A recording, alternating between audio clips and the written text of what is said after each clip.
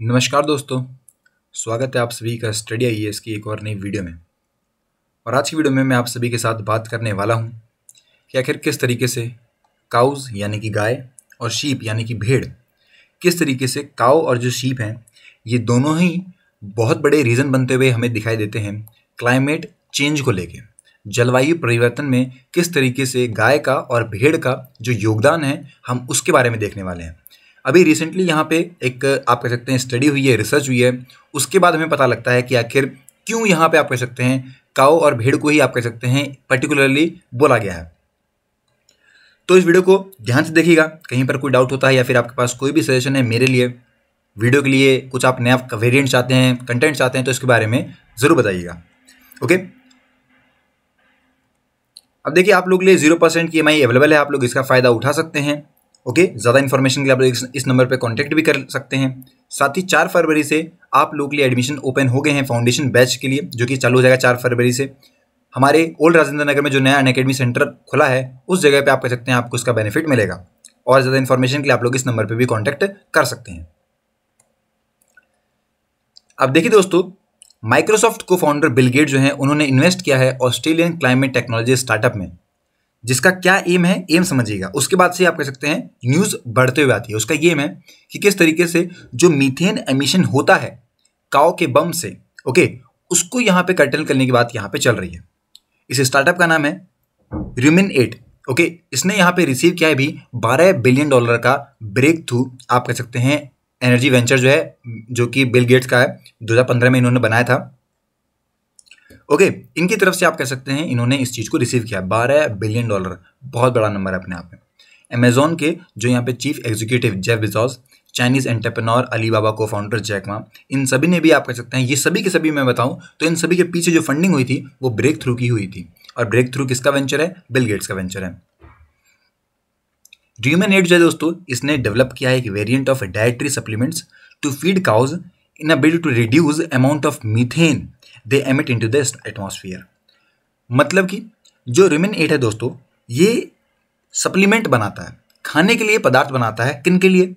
किन के लिए बनाता है? ये बनाता है काउज के लिए, कि अगर वो लोग उसको खाएंगे तो आप कह सकते हैं जो यहाँ पे आप कह सकते हैं उनका वेस्ट रहता है बेसिकली, ओके, वो वेस्ट जो है वो कम से कम मीथेन को एमिट करे।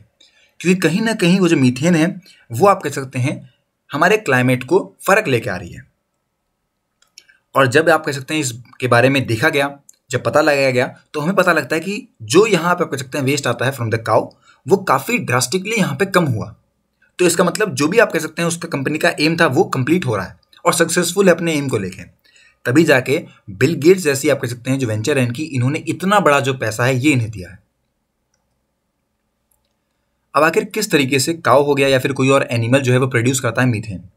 देखिए यहाँ पे जो भी आप कह सकते हैं रेमिनेट स्पीसीज होती हैं, ओके, मैं बता दूं आपको, बेसिकली ऐसी स्पीसीज जो कि आप कह सकते हैं च्युइंग करती हैं, ओके, उनको बताना चाहूँगा मैं, हर्बीवोरस रहती हैं बेसिकली।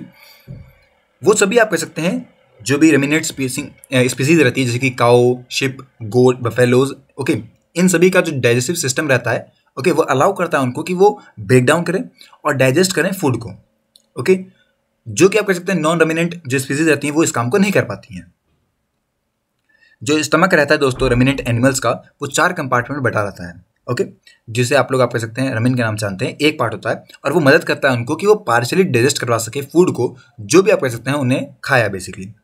अब पार्शियली डाइजेस्टेड और यहाँ पे फर्मेंटेड जो फूड है वो आप कह सकते हैं कहीं ना कहीं आप कह सकते हैं वो उस एनिमल के पास रहता है, जो भी वो च्युइंग करता है, बार बार चबाते रहता है, आप लोगों ने देखा होगा। और तब जाके वो चीज़ें खत्म होती हैं, जब उसका पूरा डाइजेस्टिव प्रोसेस खत्म होता है तब जाके। जब उसका आपने देखा होगा कि जो गाय होती हैं, ये जितने मैंने आपको नाम लिए, बफेलो वगैरह होगी, गोट हो गए, तो उनके मुंह चलते रहते हैं, आप लोगों, चिंगन चलती रहती है कि नहीं? और ये तब तक चलती है जब तक वो धीरे धीरे करके उस चीज़ को नहीं डाइजेस्ट कर लेते हैं। तो उनका डाइजेस्टिव सिस्टम हमारी तरह नहीं है कि एक बार में सब खत्म कर दिया, एक बार में खा लिया सब पेट भर के एकदम, ऐसा नहीं है, उनका अलग है। अब क्यों यहाँ पे आप कह सकते हैं मीथेन इतनी बड़ी प्रॉब्लम है? तो भाई ठीक है, खा रहे हैं अपना अपना खा रहे हैं, अपना निकाल रहे हैं, भाई अपनी मर्जी है, लेकिन क्यों हम लोग इसको इतना बड़ा इशू बना रहे हैं? देखिए, अगर मैं बताऊं आपको एक सिंपल सी लाइन में, तो मीथेन सबसे बड़ा रीज़न है क्लाइमेट चेंज के लिए। रिस्पॉन्सिबल है दोस्तों 30% की जो वार्मिंग हो रही है ना प्री इंडस्ट्रियल टाइम से, उसके लिए है। और दूसरे नंबर पे आता है कार्बन डाइऑक्साइड। 20 साल से ज़्यादा के पीरियड में मीथेन 80% आप कह सकते हैं ज़्यादा पोटेंट आता है वार्मिंग करने में, अगर हम लोग कंपेयर करते हैं कार्बन डाइऑक्साइड के। तो कार्बन डाइऑक्साइड से भी ज़्यादा खतरनाक आपका मीथेन है। एक दफ़ा कार्बन डाइऑक्साइड भी चल जाएगा, पर मीथेन तो और ख़राब कर देगा चीज़ों को। प्राइमरी आप कह सकते हैं कॉन्ट्रीब्यूटर है to the formation of ground level ozone, जो कि आप कह सकते हैं कलरलेस हाईली इरिटेटिंग गैस है, जो कि आप कह सकते हैं हमारे अर्थ सरफेस के ऊपर रहती है। 2022 की एक रिपोर्ट आती है जहाँ पे बताया गया कि जो एक्सपोजर है ग्राउंड लेवल ओजोन का, वो कहीं ना कहीं कंट्रीब्यूट करता है 1 मिलियन प्रीमेच्योर डेथ्स को हर साल। एक आप लोगों ने, मैं बता दूं आपको, बेसिकली हमारी अर्थ और हमारी अर्थ के चारों तरफ ओजोन लेयर, जो कि हमें जो हार्मफुल यूवी रेज है उनसे बचा रही है। सनलाइट से आती हैं यूवी रेज।